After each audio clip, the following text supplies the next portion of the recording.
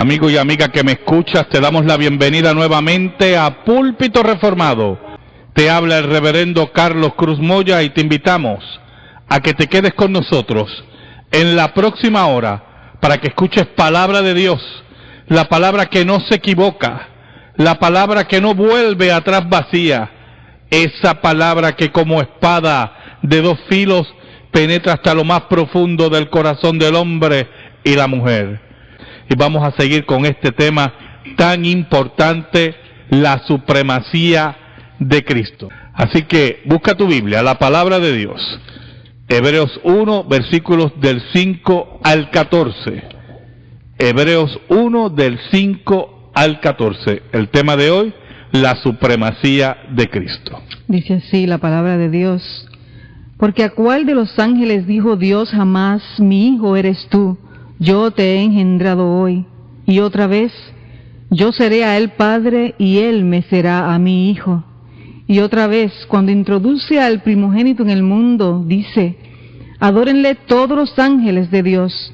Ciertamente de los ángeles dice, el que hace a sus ángeles espíritus y a sus ministros llama de fuego.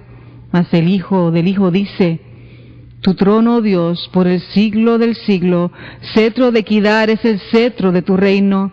Has amado la justicia y aborrecido la maldad, por lo cual te ungió Dios, el Dios tuyo, como óleo de alegría más que a tus compañeros. Y tú, oh Señor, en el principio fundaste la tierra, y los cielos son obra de tus manos. Ellos perecerán, mas tú permaneces, y todos ellos se envejecerán como una vestidura, y como un vestido los envolverás y serán mudados, pero tú eres el mismo, y tus años no acabarán. Pues, ¿a cuál de los ángeles dijo Dios jamás, siéntate a mi diestra, hasta que ponga tus enemigos por estrado de tus pies? ¿No son todos espíritus ministradores, enviados para servicio a favor de los que serán herederos de la salvación? La semana pasada empezamos este tema de la supremacía de Cristo basado en el libro de Hebreos, la epístola a los Hebreos, y vimos cómo el autor de Hebreos comienza mostrándonos la supremacía de Cristo sobre los profetas. Vimos que el autor de Hebreos proclama que Cristo es la culminación de la revelación de Dios. Cristo es la promesa cumplida de Dios. Cristo es el Israel corporativo. Y que por lo tanto en Cristo todas las promesas de Dios son sí y amén. Y por lo tanto después de Cristo no hay más revelación. Por eso el autor de Hebreos nos decía que Dios nos hablaba en muchas formas y de muchas maneras en el pasado, pero hoy nos ha hablado por el Hijo, que es la cerradura de Dios de toda la revelación, y que por lo tanto todos los confines de la tierra tienen que mirar a Cristo. No hay otra revelación fuera de Cristo, porque Cristo es el que ha sido entronizado en los cielos y se ha sentado a la diestra de Dios como Rey victorioso sobre todas las cosas. Pero el autor de Hebreos al mismo tiempo pasa a hablarnos ahora de la supremacía de Cristo sobre los ángeles. Hemos leído estos 10 versículos, de los cuales hay 7 citas del Antiguo Testamento. Hay muchas formas que el autor de Hebreos utiliza el Antiguo Testamento. Una de ellas es el uso continuo de los salmos. Continuamente hace una cita de los salmos y da la aplicabilidad hermenéutica sobre la persona de Jesús y el cumplimiento de ese salmo. Es interesante que de estas 7 citas, en estos 10 versículos, 5 son de los salmos. Pero al mismo tiempo el autor de Hebreos, y lo vamos a ver posiblemente más adelante en los estudios, el autor de Hebreos ve un cumplimiento continuo de las promesas a Israel en la iglesia y en la persona del Mesías. Y esto es importante para entender que en la mentalidad del escritor de Hebreos no hay dos pueblos, sino uno, la Jerusalén celestial, la iglesia. Y que por lo tanto las promesas de Dios, las sombras del Antiguo Testamento, aquello que era símbolo en el Antiguo Testamento, tiene realidad y cumplimiento en el Nuevo Testamento, en la persona de Cristo y en la iglesia. Los conceptos equivocados del dispensacionalismo, los cuales hablan de dos pueblos y dos cumplimientos, con un futuro templo, un tercer templo en la Jerusalén terrenal, son ajenos a la mentalidad del Nuevo Testamento. Totalmente ajenos a la mentalidad del autor de Hebreos, que nos habla claramente que ya no buscamos la Jerusalén terrenal, sino la celestial, donde están inscritos los nombres de aquellos espíritus perfectos. Por lo tanto, es interesante ver que la supremacía de Cristo sobre los ángeles está fundamentada en que la revelación de Jesús es superior, y aún más, la persona de Jesús está toda la deidad, como dice Pablo en Colosenses. Ahora, sería bueno observar esas citas en el versículo 5 que hemos leído en esta noche. El autor de Hebreos cita el Salmo 2:7, y si nos vamos a los Salmos, y me gustaría que los hermanos que están oyendo nuestro programa buscaran el libro de los Salmos, el capítulo 2, versículo 7 dice de la siguiente manera, dice así: yo publicaré el decreto, Jehová me ha dicho, mi hijo eres tú, yo te engendré hoy. Esta cita nunca, y esto es muy importante, nunca fue dirigida a ningún ángel. Los ángeles colectivamente pudieron haber sido llamados los hijos de Dios, y en el Antiguo Testamento son llamados colectivamente los hijos de Dios, pero ningún ángel fue llamado en forma individual el Hijo de Dios. Si siguiéramos leyendo el Salmo hasta el versículo 9, vemos que el texto aparentemente es una liturgia de coronación utilizada por la dinastía davídica. Muchos creen que es eso. Posteriormente se creía que estas palabras se cumplirían en el Mesías, descendiente de David. Y en Cristo vemos cumplidas estas palabras. Cristo es el engendrado de Dios eternamente, el Hijo de Dios, el unigénito Hijo de Dios, aquel que es Hijo, único Hijo, al cual ningún ángel Dios se ha dirigido así, que es la pregunta del autor de Hebreos. ¿A cuál de los ángeles dijo Dios jamás? Esa pregunta retórica en negativo, como diciendo solamente a Jesús, aquel que dice el mismo autor de Hebreos, que es la imagen misma de su sustancia, es al único que se ha dirigido como hijo. Aquel en el cual Dios establecería para siempre la casa de David, el heredero legítimo del trono de David. Por eso es que si vemos la segunda parte de este versículo, yo seré a él padre y él me será a mi hijo, es una cita de segunda de Samuel, capítulo 7, versículo 14. Segunda de Samuel, y me gustaría que los hermanos buscaran Segunda de Samuel, capítulo 7, versículo 14. En ella vamos a ver algo muy importante que Natán le dice a David.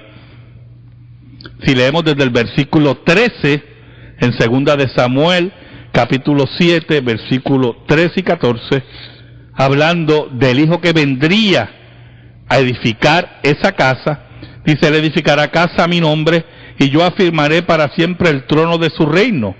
Yo le seré a él padre, y él me será a mi hijo, y si él hiciere mal, yo le castigaré con vara de hombre y con azotes de hijos de hombre. Esa promesa se cumple en Salomón, pero Salomón y el reino de Salomón no agota la profecía. Solamente Cristo agota esa profecía, diciéndonos que Dios establecerá para siempre la casa de David en la persona de Jesús. Su hijo y sucesor construirá una casa para Dios, pero esa casa que construyó Salomón era una casa que fue destruida.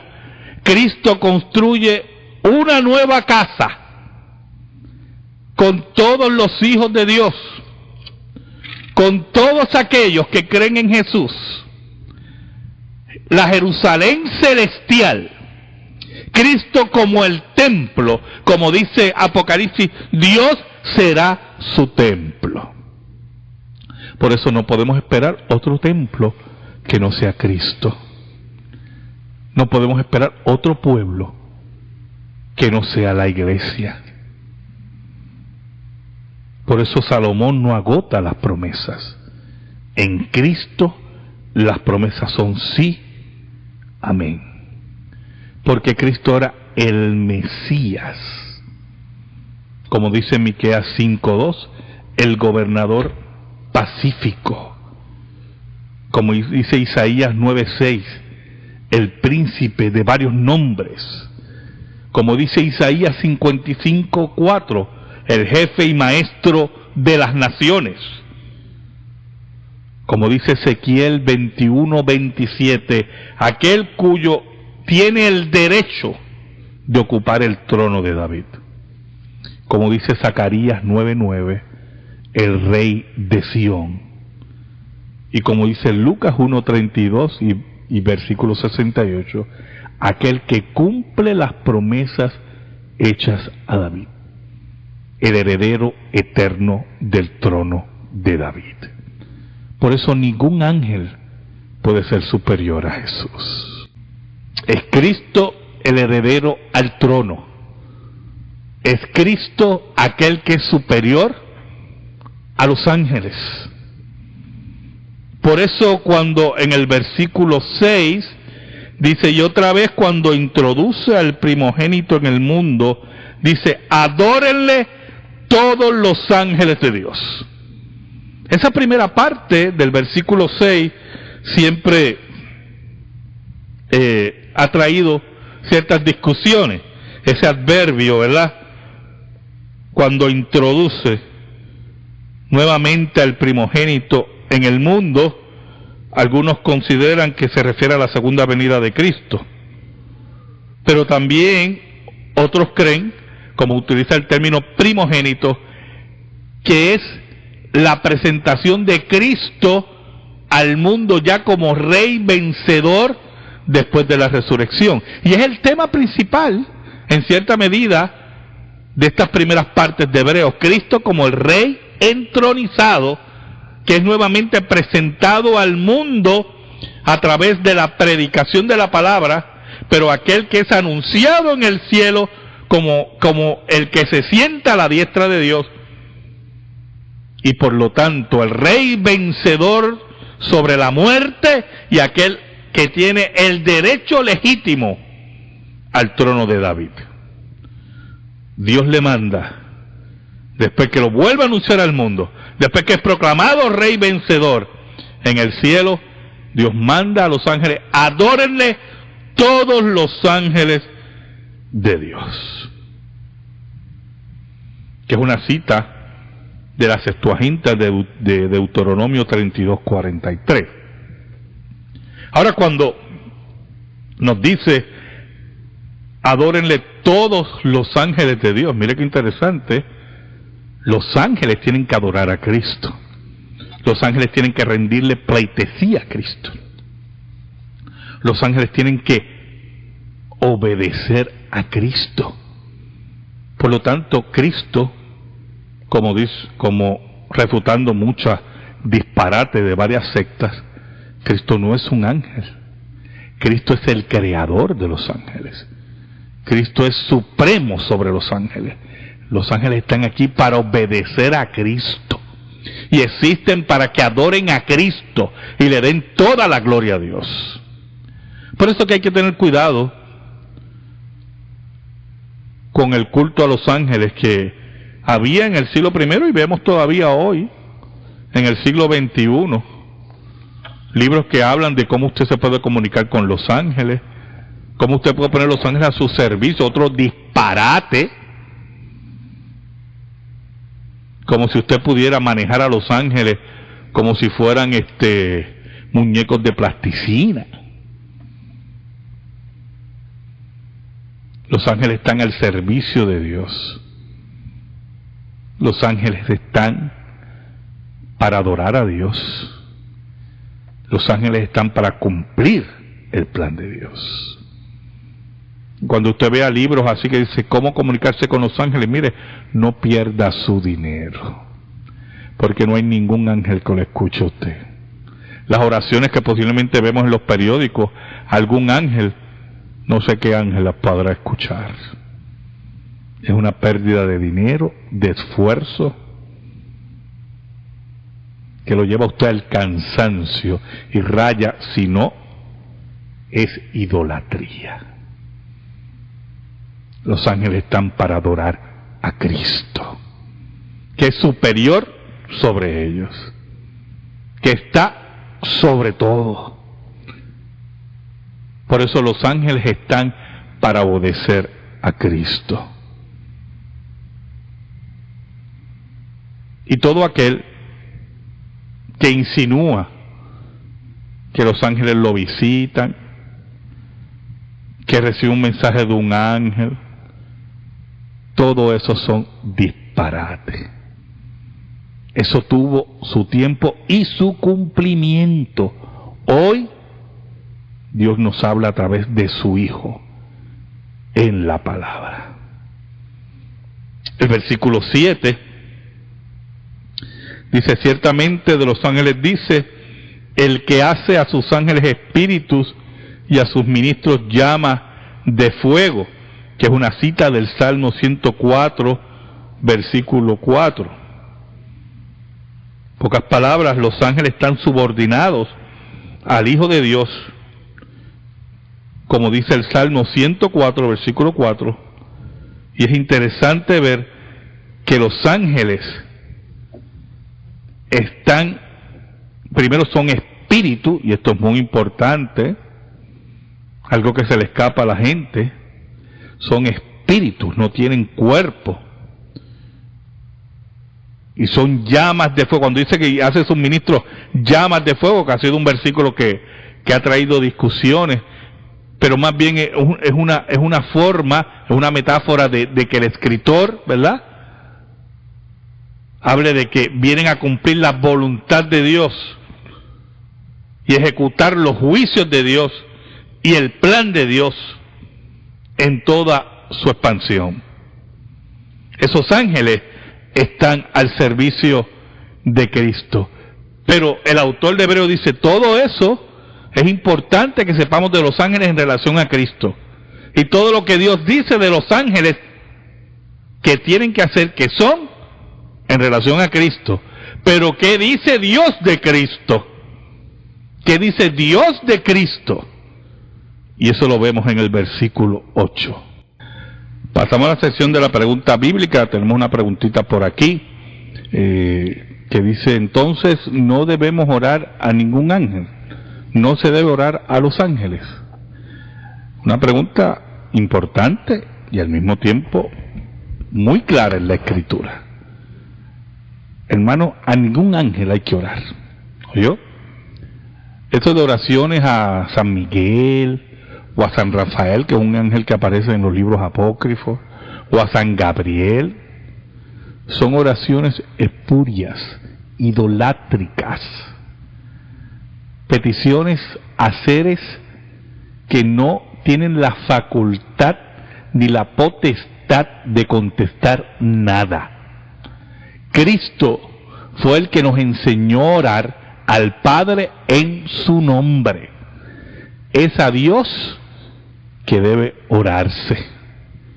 Y por lo tanto, todo tipo de oración a ángeles o a otro ser espiritual que no sea Dios son oraciones falsas, sin ninguna base bíblica. En ese sentido, la oración debe ser en el nombre de Cristo. Aquí tenemos otra pregunta. Dice: ¿por qué los católicos hacen y adoran imágenes si la Biblia dice que es pecado? Pues porque la teología católica le ha dado una vuelco, vamos a ponerlo así, a los mandamientos bíblicos, y ha buscado la forma de justificar la creación de imágenes, ¿verdad? Y la teología católica pues enseña unas formas en que debe usted dirigirse a Dios. Nosotros habíamos discutido eso en un programa anterior, mucho tiempo atrás, y hacen una división de cómo debe ser, ¿verdad?, la dulía, la latría, como ellos llaman, pero lamentablemente el vulgo católico se arrodilla frente a una imagen, como se puede arrodillar frente a otra imagen o dirigir su oración a Dios. El vulgo católico es profundamente idólatra en ese sentido, y el catolicismo romano está equivocado en su acercamiento al texto en relación a eso.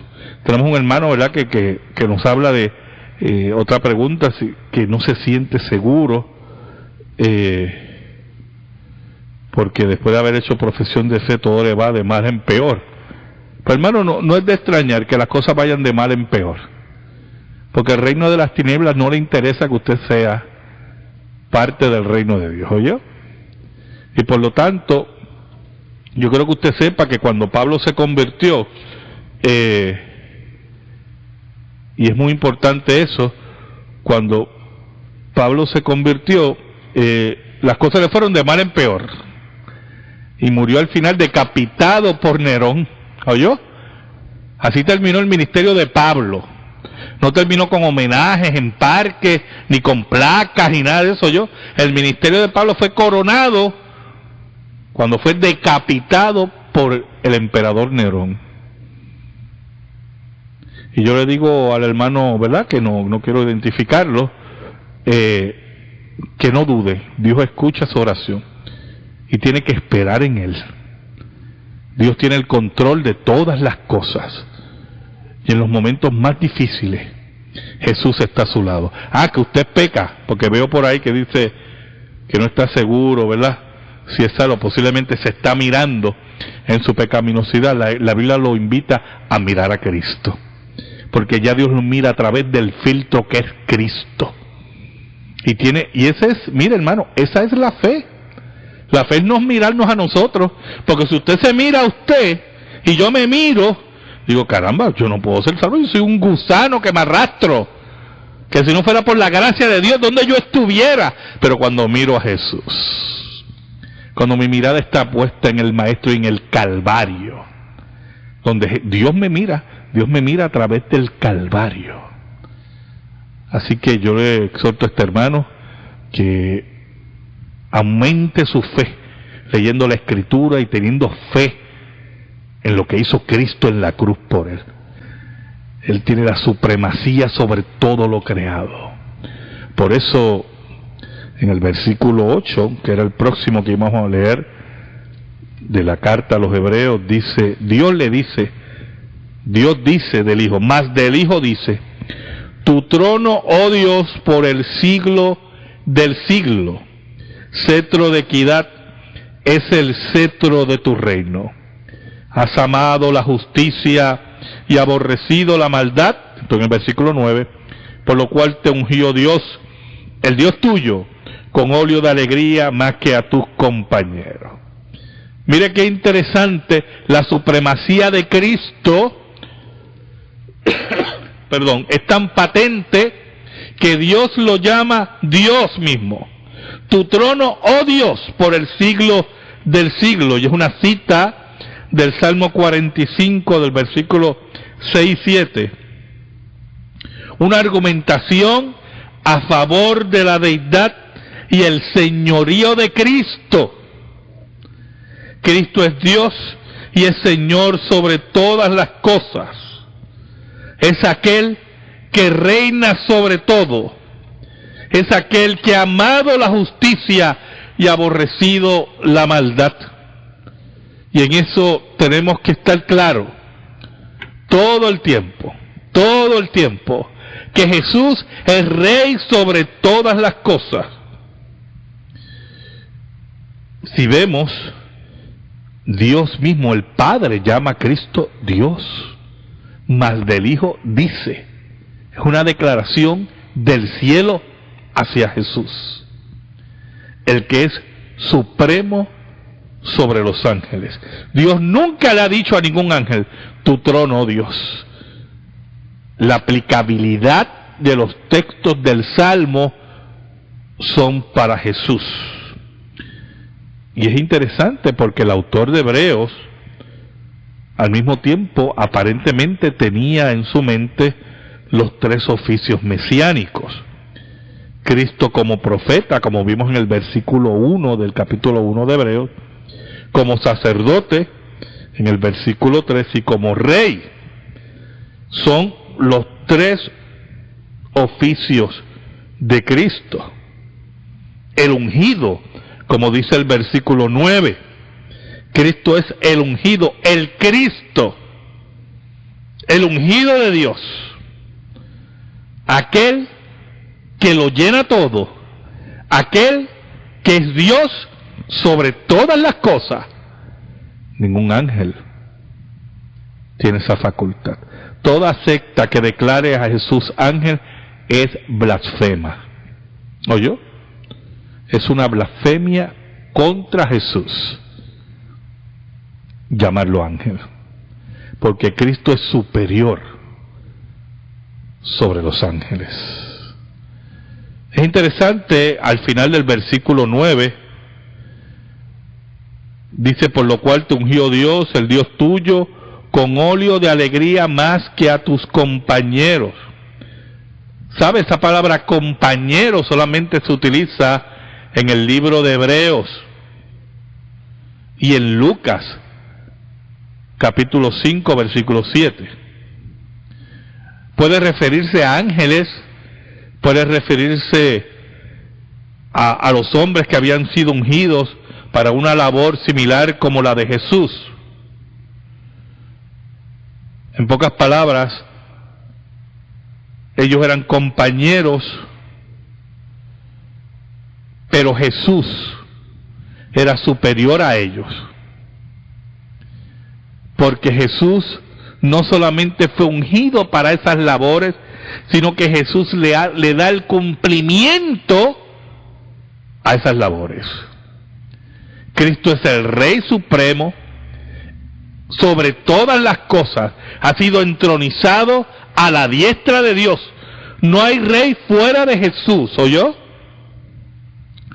Y todo juicio ha sido entregado al Hijo. Él es el Rey de reyes y Señor de señores. Pero también Cristo es sacerdote según el orden de Melquisedec.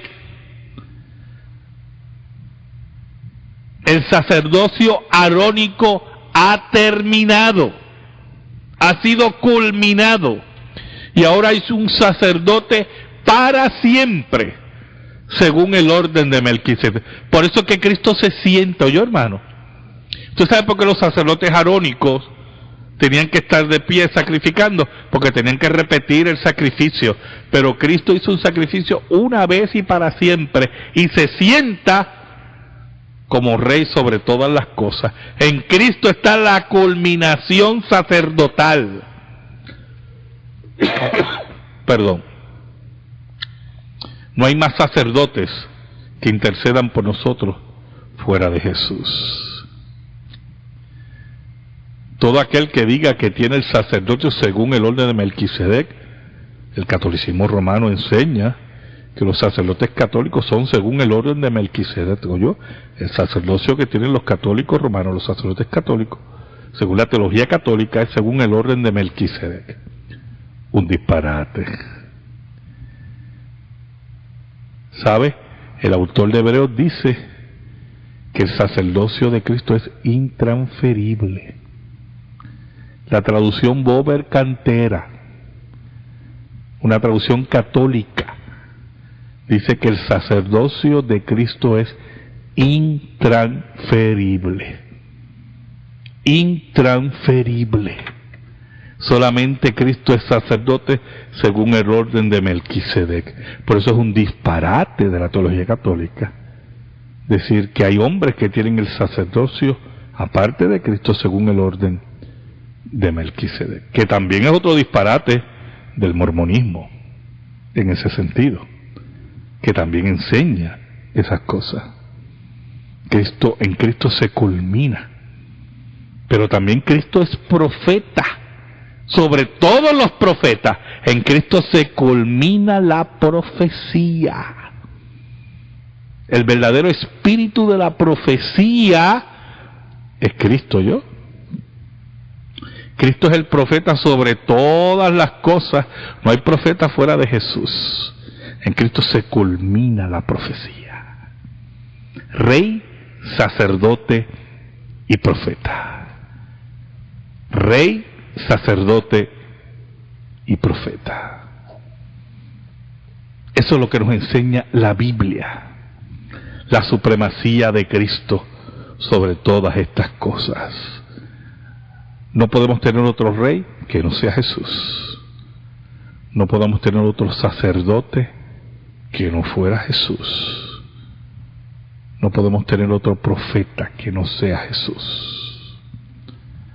No hay monarquía fuera de la de Cristo. No hay profeta fuera de Cristo. No hay sacerdote fuera de Jesús. Amigo y amiga que me escuchan, muchas gracias, muchas gracias. Dios te bendiga a ti y a tu familia.